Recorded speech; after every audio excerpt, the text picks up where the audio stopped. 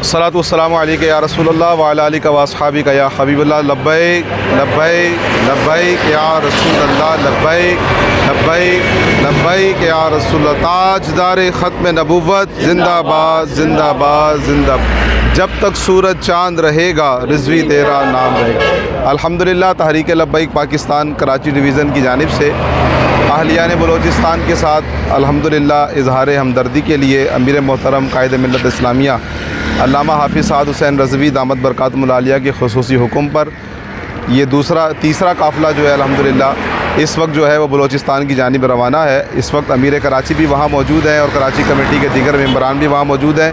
हमारे सरपरस्त आला कराची और दीगर हमारे ज़िम्मेदारान PS के और ज़िले के ज़िम्मेदारान अल्हम्दुलिल्लाह इस वक्त बलोचिस्तान की जानिब रवा दवा है।